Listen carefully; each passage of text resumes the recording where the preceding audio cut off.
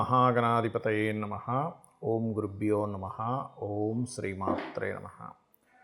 పరమేశ్వర స్వరూపమైనటువంటి జ్యోతిష, వాస్తు మరియు ఇతర అనేకమైనటువంటి శాస్త్రములను మనకు అందించినటువంటి మహర్షులకి నమస్కారం. హయగ్రీవ హయగ్రీవ హయగ్రీవేతి యో వదేత్తస్య నిస్సరతే వాణి జిహ్నుకన్యా ప్రవాహవత్. అరుణాం కరుణాతరంగితాక్షీం ధృతపాశాంకుశపుష్పబాణచాపాం అనిమాదిభిరావృతాం మయూకైః అహమిత్యేవ విభావయే భవానీం. శ్రీమాత్రే నమః. ప్రేక్షకులకి ఆ లలితాంబిక అమ్మవారి యొక్క అనుగ్రహం పరిపూర్ణంగా ఉండాలని చెప్పి కోరుకుంటూ ఈరోజు మనము వార ఫలితాల్లో 21వ తేదీ నుంచి 27వ తేదీ వరకు ఉన్నటువంటి గ్రహస్థితి ఏమిటి అని చెప్పి చూసుకున్నట్లయితే, చంద్రుడు వృషభ రాశి నుంచి కర్కాటకం వరకు సంచరిస్తాడు ఈ 3 రోజులు చూసుకున్నట్లయితే. అదేవిధంగా మేషంలో గురువు, కన్యలో కేతువు, మీనరాశిలో రాహువు, కుంభంలో శని యొక్క సంచారము, మరియు అదేవిధంగా మనకి రవి మకర రాశిలోని, బుధ కుజ శుక్రుడు ధనస్సులో సంచరిస్తున్నాడు. ఈ యొక్క గ్రహస్థితిని అనుసరించి 12 లగ్నాల వారికి, లగ్నం తెలియని వారి రాశివారు ఎటువంటి ఫలితాలు పొందుతారు, ఏ విషయాల పట్ల జాగ్రత్త వహించాలి, మరియు ఎటువంటి పరిహార మార్గం చేసుకుంటే ఇబ్బంది పడేటువంటి సిచ్యువేషన్స్ అన్ని నార్మల్ అవుతాయనే విషయం మనం ఇప్పుడు తెలుసుకుందాం. మేషలగ్నం వారికి ఆరు మేషరాశి వారికి ప్రస్తుతం ఉన్నటువంటి గ్రహస్థితి, గురువు రాశిలో ఉన్నందుకు చాలా మటుకు పీస్ ఆఫ్ మైండ్ ఇస్తాడు, అందులో ఎటువంటి సందేహం లేదు. అదేవిధంగా చంద్రుడు 2వ స్థానం నుంచి 4వ స్థానం వరకు చంద్రుడి యొక్క సంచారం జరుగుతుంది. కావున ఇది కొంచెం కమ్యూనికేట్ చేసేటప్పుడు కొంత జాగ్రత్తగా ఉండండి. కమ్యూనికేట్ చేసేటప్పుడు పర్టికులర్గా ఈ 21, 22, 23, 24 తేదీలు కొంచెం జాగ్రత్తగా ఉండాలి. ఏదైనా ప్రాపర్టీస్ కొనుగోలు చేసే విషయంలో కూడా కొంత జాగ్రత్తగా ఉండాలి. ఇక 25, 26, 27 తేదీలు ప్రాపర్టీస్ కొనుగోలు చేయడానికి చాలా అనుకూలంగా ఉంది. ధన సంబంధించినటువంటి విషయంలో, కుటుంబ సంబంధించిన విషయాల్లో కొద్దిగా ఘర్షణ వాతావరణం ఉంటుంది. మొదట్లో కొంత ఏదైనా మీరు ప్రాపర్టీ పరంగా పొందవలసినటువంటి విషయంలో కొంత ఘర్షణ ఏర్పడి దాని తర్వాత ఆ ప్రాపర్టీస్ పొందడం కూడా జరుగుతుంది, అందులో ఎటువంటి సందేహం లేదు. అదేవిధంగా తండ్రి గారి ఆస్తికి సంబంధించింది లేదా ఏదైనా కమ్యూనికేట్ చేస్తుంటాం మనం ఒక్కోసారి ఫలానా వ్యక్తులతో మాట్లాడేటప్పుడు, పర్టికులర్గా ఎవరితోనైనా అగ్రిమెంట్స్ రాసుకునేటప్పుడు అప్పులు ఇవ్వడం తీసుకునేటువంటి విషయంలోని చాలా చాలా చాలా జాగ్రత్తగా ఉండండి. అదేవిధంగా ఇక్కడ మీ యొక్క సంతానానికి ఉన్న ప్రదేశం నుంచి మార్పులు ఇటువంటివి గోచరిస్తున్నాయి. సంతాన అభివృద్ధి అయితే ఉంది, ఎందుకంటే మీకు రాశి నుంచి 5వ స్థానాన్ని గురువు యొక్క దృష్టి ఉంది కావున. అదేవిధంగా కొద్దిగా ఇప్పుడున్న గ్రహస్థితి రీత్యా వివాహ సంబంధించినటువంటివి ఎటువంటి సంబంధాలు కుదురుతాయి అంటే, ఈ వారం ప్రత్యేకంగా మీరు మీ యొక్క పాత రిలేషన్స్ ఎవరైనా ఉంటారు, లేదా ఇంట్లో ఏజ్డ్ పర్సన్స్ ఉంటారు, వాళ్ళు తెచ్చిన సంబంధం కుదరడం కానీ, వాళ్ళ యొక్క పరిచయాల వల్ల సంబంధం కుదరడము ఇటువంటివి గోచరిస్తున్నాయి. అయితే ఇక్కడ కొద్దిగా అధికారులతోనది కొంతవరకు స్ట్రెస్ ఉంటుంది. మేషం వారికి చూసుకుంటే కనుక దశమంలో రవి ఉన్నాడు కాబట్టి స్ట్రెస్ ఉంటుంది, ఆకస్మికమైనటువంటి మార్పులు చూపిస్తున్నాయి. కొంతవరకు ప్రమోషన్స్ రావడానికి చేసే ప్రయత్నం కొంతవరకు ఫలిస్తుంది, ఎందుకంటే లాభంలో శని ఉన్నాడు, దశమంలో రవి ఉన్నాడు ఇక్కడ చూసుకున్నట్లయితే.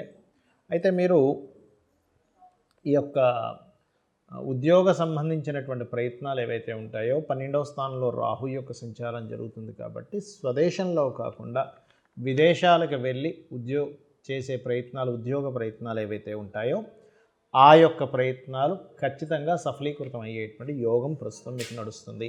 ఇక మీరు చేయవలసినటువంటి దేవత ఆరాధన ఏమిటి అని చెప్పి చూసుకున్నట్లయితే, విష్ణు సహస్రనామాలు చేయండి, మరియు సూర్యభగవానుని యొక్క ఆరాధన చేయండి. సూర్యుడిని చూస్తూ విష్ణు సహస్రనామాలు చేయండి, మరింత అద్భుతమైన ఫలితాలు మీరు పొందుతారు.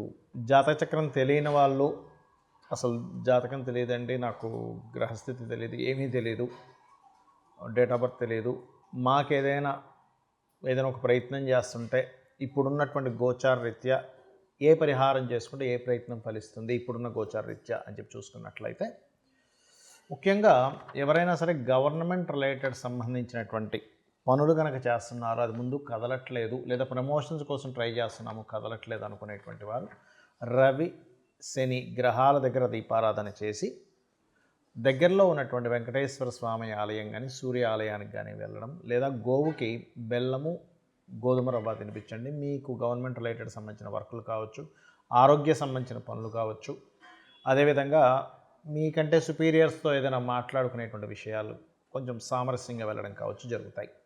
అదేవిధంగా ఇప్పుడున్న గ్రహస్థితి రీత్యా ఎవరికైనా వివాహ సంబంధించిన విషయంలో ఘర్షణలు ఎదురవుతున్నాయి. అందులో ముఖ్యంగా పురుషులకి ఏదో ఒక చిన్న ఘర్షణ ఏర్పడుతుందండి. వివాహ సంబంధించిన విషయం ముందుకు వెళ్ళాలంటే వెళ్ళట్లేదు అనుకునేటువంటి వారు కుజ బుధ గ్రహాల దగ్గర దీపారాధన చేయండి.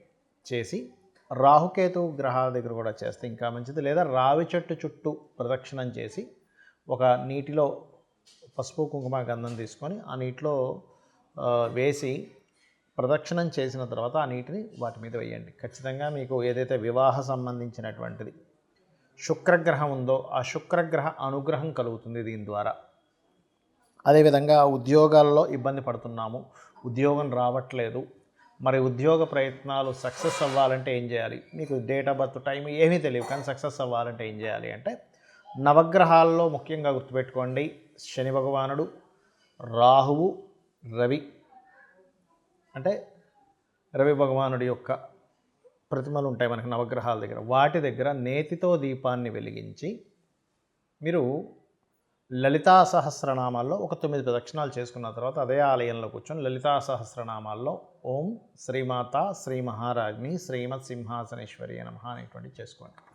మరి కొంతమందికి కోర్టు వ్యవహారాలు, కోర్టు సంబంధించిన గొడవలు ఇట్లాంటివి ఉంటుంటాయి. అటువంటివి క్లియర్ అవ్వాలంటే ఏం చేయాలి అని చూసుకున్నట్లయితే శని గురు గ్రహాల దగ్గర దీపారాధన చేయండి. నేతితో, ఆవు నెయ్యితో, స్వచ్ఛమైన ఆవు నెయ్యితో దీపారాధన చేసి జై గురుదత్త, శ్రీ గురుదత్త అన్న నామస్మరణ కనీసం ఒక అరగంట చేయండి. మీకు ఉండేటువంటి కోర్టు సమస్యలు అనేటువంటివి క్లియర్ అవుతాయి. అదేవిధంగా ఇప్పుడున్న గ్రహస్థితి రీత్యా సంతానం కోసం ప్రయత్నం చేసేటువంటి వారు శని, రవి, కుజ గ్రహాల దగ్గర దీపారాధన చేయండి. అన్ని విధాలా బాగుంటుంది. మరియు దిగంబర శ్రీ పాదవల్లభ దిగంబర అనే నామస్మరణ చేయండి. ఖచ్చితంగా మీ యొక్క సంతాన ప్రాప్తి అంటే సంతానం కోసం చేసే ప్రయత్నాలు సక్సెస్ అవుతాయి. ఇక అదేవిధంగా అప్పుల కోసం ఇబ్బంది పడుతున్నటువంటి వారు, అప్పుల వల్ల ఇబ్బంది పడుతున్నటువంటి వారు కుజకేతు గ్రహాల దగ్గర దీపారాధన చేసి మీరు ఓం అపర్ణాయై నమః మరియు ఓం సంపత్కరీ సమారూఢ సింధుర వ్రజ సేవితాయ నమః అనే నామస్మరణ చేయండి. ఇవన్నీ నేను మీకు ఎందుకు చెప్పానంటే జాతకం తెలియదు, ఏ గ్రహస్థితి తెలియదు, కానీ ఇప్పుడున్న గ్రహస్థితి రీత్యా నేను ఏం చేసుకుంటే నాకు ఆ సమస్య నుంచి బయటపడతానని తెలియడానికి చెప్పాను.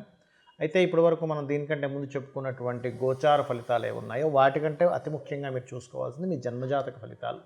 అంటే మీ యొక్క జన్మజాతకంలో మీరు పుట్టిన సమయంలో మీరు పుట్టినటువంటి డేటు, మంత్, ఇయరు, సమయము, ప్రదేశము తీసుకొని మీ లగ్న బలం ఎలా ఉంది, మీరు ఎందుకు ఎదగలేకపోతున్నారు, మీరు ధనం ఎందుకు సంపాదించలేకపోతున్నారు, ఏ మార్గంలో వెళ్తే మీకు ధనప్రాప్తి కలుగుతుంది, అంటే ఏ రంగాల్లోకి వెళ్తే మీకు ధనం బాగుంటుంది, అదేవిధంగా ఏ ప్రయత్నం చేస్తే ఏ దేవతా అనుగ్రహం పొందితే మీకు ఫైనాన్షియల్ గ్రోత్ ఉంటుంది, అదేవిధంగా ఏ దిశలో మీరు నివసించినట్లయితే తూర్పు, పడమర, ఉత్తర, దక్షిణ అన్ని దిశలు మంచివే, కానీ మీకేది పనికి వస్తుంది, సంతాన అభివృద్ధి జరగాలంటే ఏం చేయాలి, వివాహం అవ్వకపోతే మీ పర్సనల్ చార్ట్లో అసలు ఎప్పుడు వివాహ యోగం ఉంది, ఉద్యోగ యోగం ఎప్పుడుంది, అదేవిధంగా వ్యాపారం చేయాలనుకుంటే అసలు మీకు వ్యాపారం యోగిస్తుందా లేదా, ఇన్వెస్ట్మెంట్స్ చేయడానికి ఇది సరైనటువంటి సమయమా కాదా, ఇవన్నీ కూడా మీరు మీ యొక్క జన్మజాతకంలోనే ఉంటుంది. అయితే ఇప్పుడు మనం గోచార ఫలితాలు ఎందుకు చెప్పుకున్నామంటే ఇది కాలము, అంటే బయట ఉండేటువంటి సిచ్యువేషన్స్, బయట ఉండేటువంటి పరిస్థితులు లాంటిది. అంటే ఇప్పుడున్న బయట ఉండే పరిస్థితుల్ని మనం తీసుకునే నిర్ణయాలు రెండు కనెక్ట్ అయితే మనకు ఆ పని జరుగుతుంది. ఆ రకంగా గోచార ఫలితాలు, మీ జన్మజాతక ఫలితాలు తెలుసుకుంటూ మీరు ఆ యొక్క అమ్మవారి అనుగ్రహాన్ని పరిపూర్ణంగా పొందాలని మనస్ఫూర్తి కోరుకుంటూ శ్రీమాత్రే నమః.